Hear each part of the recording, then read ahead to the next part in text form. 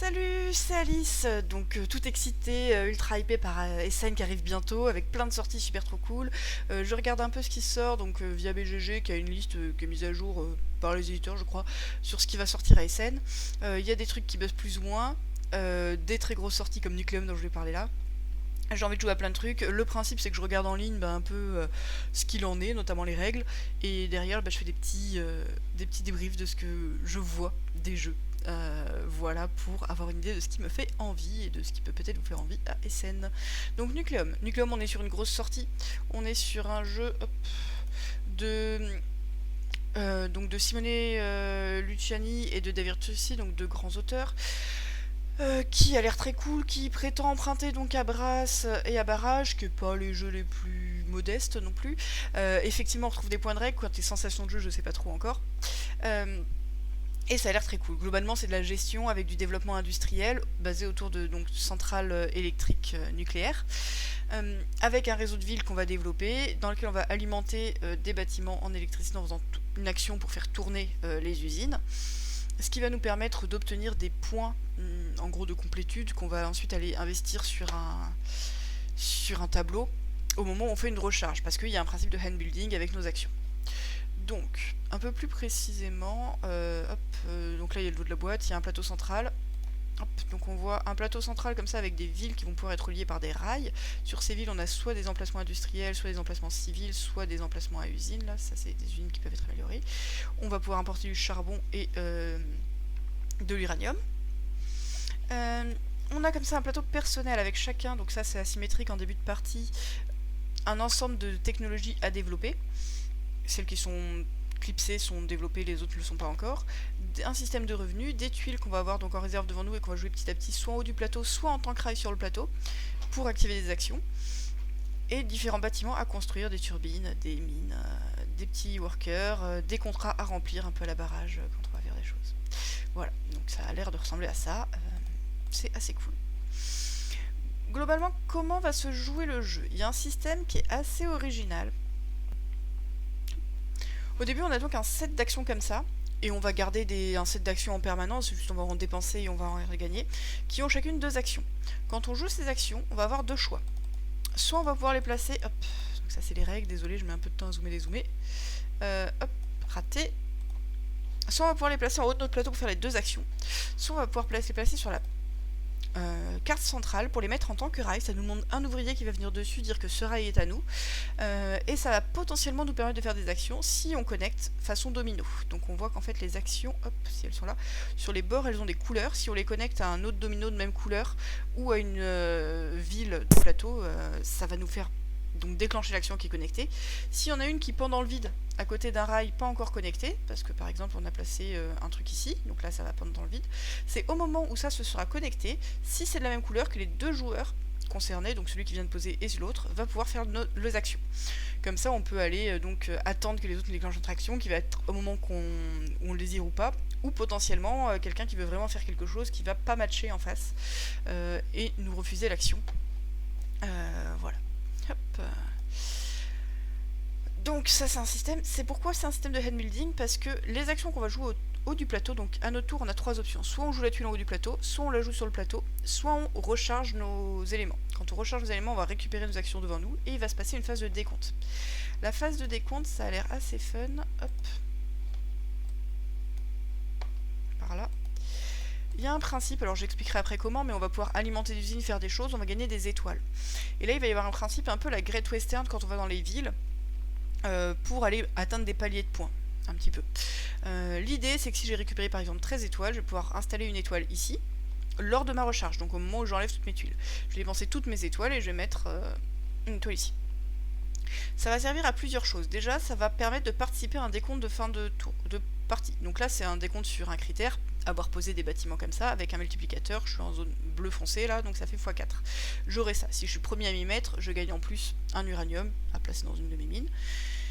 Et en plus de ça, on ne peut se placer qu'une seule fois par zone. Il y a le principe que si on est à 0, on peut gagner des ressources, des revenus, à la place de gagner des points, mais ça nous en fait perdre 3. Donc ça va fonctionner par palier, et ensuite on repasse dans une autre phase de décompte. Phase de décompte, ça va aussi faire qu'on va utiliser des étoiles qui viennent d'un emplacement, j'ai pas regardé où c'était avant, mais un emplacement quelque part. Lorsque tout le monde aura fait son premier recharge, on va faire un décompte un peu global sur quelque chose. Voilà, avec un principe de qui est-ce qui est premier là-dessus, qui va avoir des points supplémentaires, qui est-ce qui est deuxième là-dessus, ça peut être le même joueur puisque c'est juste un nombre d'étoiles, va remarquer 2 points. Donc ça on retrouve un peu des principes de décompte. Maintenant dans les actions disponibles, qu'est-ce qu'il va y avoir? Donc globalement il va y avoir des actions de développement de son plateau. Hop, si je trouve un plateau personnel. Première action possible, ça va être construire un bâtiment, donc on va choisir un bâtiment civil, il y a 3 lignes différentes, c'est juste un peu des thématiques, ça va vous débloquer différents bonus, les bonus sont marqués dessus, on va pouvoir les placer sur une case du plateau. Il y a des cases qui sont gratuites, des cases qui sont pas gratuites, on doit toujours placer dans son réseau. Son réseau, c'est des trucs qu'on a connectés par des rails à nous, ou sur lesquels on a déjà un élément dans la ville. Sur les liaisons, hop. Sur les liaisons, souvent il y a plusieurs rails possibles, pas forcément tous au même joueur. Tous ceux qui ont au moins un rail posé là-dessus le comptent dans leur réseau. Donc on va pouvoir les placer sur des emplacements, potentiellement, donc il y a des restrictions d'emplacement un peu à la brasse, on est obligé de se mettre de manière sympa, là où ça bloque les moins les autres en premier. S'il y a un double symbole, on ne peut pas s'y mettre en premier. Il y a des emplacements payants.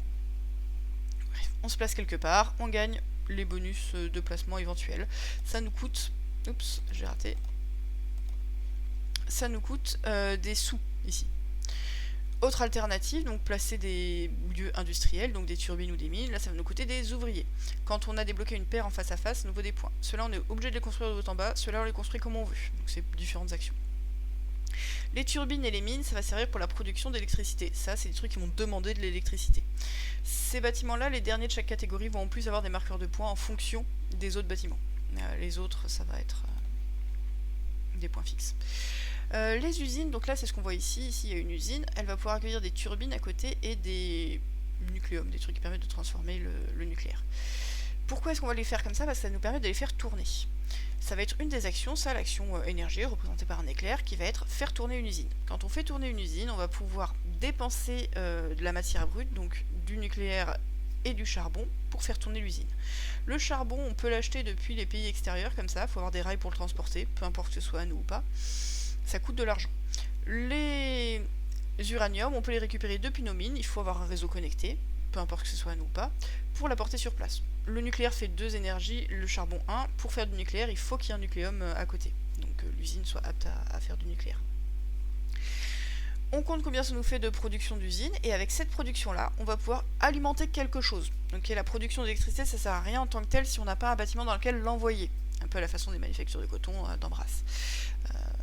C'est pas exactement ça, mais voilà. Quand on l'envoie vers un bâtiment, il faut que ce soit soit un bâtiment à nous, soit un bâtiment neutre, un peu façon barrage neutre à barrage. Et là, ça nous permet de retourner le bâtiment côté alimenté. Chaque bâtiment a un certain prérequis en électricité, je sais pas si là on pourra le voir, mais hop. Pour être alimenté. Donc par exemple si je veux alimenter celui-ci, j'ai pas regardé où c'était marqué évidemment, ça va demander 2 d'électricité, donc il faut que j'amène 2 de force d'électricité pour le mettre là. Si j'ai plus, tant pis, l'excédent est perdu, si j'ai 2, bah tant mieux. Ensuite je vais pouvoir le retourner, à condition que ce soit neutre à ma couleur, et gagner les bonus qu'il y a dessus, notamment des technologies. Les technologies, c'est des trucs que ça va débloquer ici, donc t'es niveau 1, 2 et 3, ça va nous donner divers bonus, soit à l'immédiat, soit à chaque tour, soit des points de fin de partie. Donc si maintenant j'ai alimenté un bâtiment à 2, je vais récupérer 2 étoiles, ça, qui s'appelle des archivements. Ces étoiles, on en a rapidement parlé, c'est ce qui sert à mettre les étoiles ici lorsqu'on fait une recharge. Donc pour pouvoir déclencher ces décomptes, il faut aller recharger plusieurs fois.